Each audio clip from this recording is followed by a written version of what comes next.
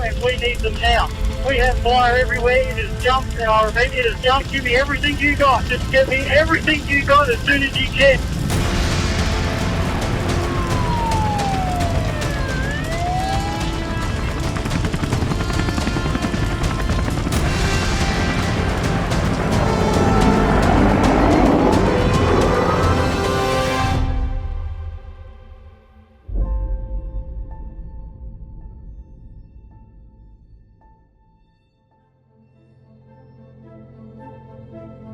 One thing we were worried about was moving here from out of town, and you always hear the stories about small towns and how difficult it is to integrate, but we've had none of that in Nana Glen. They've done nothing but welcome us. Yeah, we really feel part of the community. Okay, so Nana Glen, I've been here for 5 years. Feels like forever, because the people here are like long-term, they feel like they've been long-term friends for a long time. I think the real test of community is when you have a crisis, and we've had a couple. So it's been up to the test. We're all on fire alert, and we would ring each other. Someone would see a fire and, you know, is that at your place? Or, you know, da-da-da, have you rung the fire brigade, you know? The bushfires, it was, everyone wanted to help, you know, and there was no, you know, nothing negative, or everyone just wanted to help each other, you know, and there was just so much goodwill. It must be an Australian thing with bushfires, I think, floods and fires and that sort of stuff. We just go, right, we're Aussies, we're just gonna get on with it, you know. New South Wales really went through a tough time that November. Now, leading up to that Tuesday, everyone was scurrying around trying to get information, preparing their properties. The fireys were in and out. We were, you know, helping them out with coffee and food. The town sort of came together. We found ourselves in the cafe here being a bit of a meeting point for the community, because in a small village, there's no authority here in the town. So people gather for information with familiar faces. On the Tuesday when it happened, you know, people were told evacuate, but they weren't told where to evacuate. So we had the case of, you know, a little old lady turning up with her car packed, asking us where to go, and we just didn't have the answers. You couldn't ask anything more of the fireys. They were really onto it. They were asking who was going to be here, who wasn't, who was staying, if you were staying, what were you going to do, how were you prepared? From the 1st of July to the end of January, I did 200 hours. That was responding. That's with blue flashing lights. So that doesn't include maintenance and training and all the other things. So it's probably another 200 tacked onto it.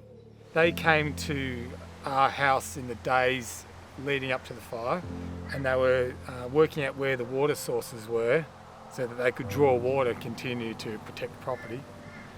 And we said to the fireys, don't take any risks with our house. If it goes, it burns. So what we knew about fires and what we knew about this fire, we had zero expectation to have a house when we came back, and we were really happy to see that we did, and really sad for some of our friends who didn't have a house to return to.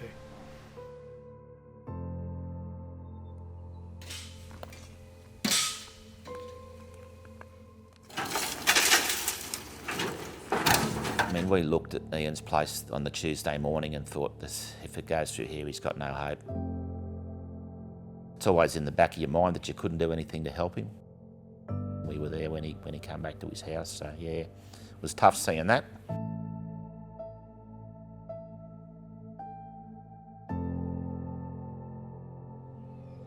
How have I got past the despair and woe is me attitude?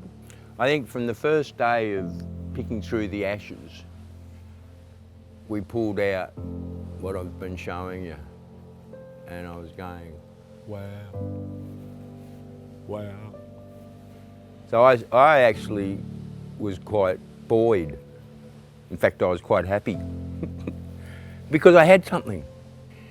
That was my therapy, that was my mental healing right there and then, right from the get-go. You just got to make the choice, you know.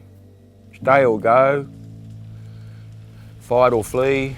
If I'd stayed, the first thing that I would have been using would have been my fire pump, and it was the first thing that burnt because it was right down the bottom of the gully. So I would have been dead in the water. Literally. We knew it was coming, but pretty well no one could stop it. Smoke had come across and I couldn't get onto Kenny. I couldn't get onto Brad. I was expecting Kenny to come back. I thought, well, I can't leave. I didn't want to leave him, and I could only take one lot of horses and not the two. And once you left, they wouldn't let you back in. So I thought, well, I just have to stay. What happened with you and Brad? I left my son down there because he had a young family. I said, I'll go up and try and stop this, but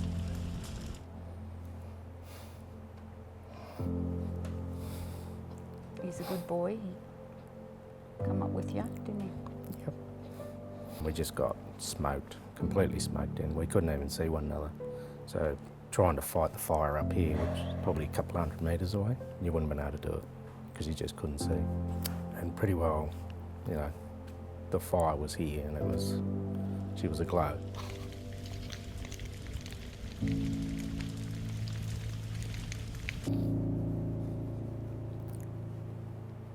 Not by myself, staying and fight a fire like that. No. They might have saved things, but they definitely said they wouldn't do it again. I'd never really considered my role in the community and the fact that people would turn to me for help and advice. In the future, I may need to do that again in case of crisis, and you know, I'm prepared to do that. It's just a great organisation to be in. After all we've been through, you just got so much pride in my brigade and the people in my brigade. We're back to doing car crashes and that sort of mundane stuff. It's funny, when the fires went through, everyone waved at us. Every single car waved at us, you know. Over time, it went sort of half of the people would wave at us, and now you're back to, you get the odd truck driver waves. We do everything we can to help our colleagues who lost a lot more than what we did. We lost a few fences, you know, that's that sort of stuff, and every time I re-fence, I'm a little bit smarter about it and you get a little bit less damage the next time around. Other logs I've been getting with the tractor, and we've been putting it into our burnt section, creating habitat. So yeah, it's not all lost. I asked Kenny to marry me, didn't I, darling? So that's good. We thought, why wait? She beat me by a month. Well, I think this event has shown us that we all need to participate in caring for the environment. I mean, the reaction after the fire was multiple clearings, but it was out of fear. If I'd like to see anything, it was a greater concern and perspective on how we treat and live in our environment. Because that's what you live with. See, I just live with the ashes, not with the experience.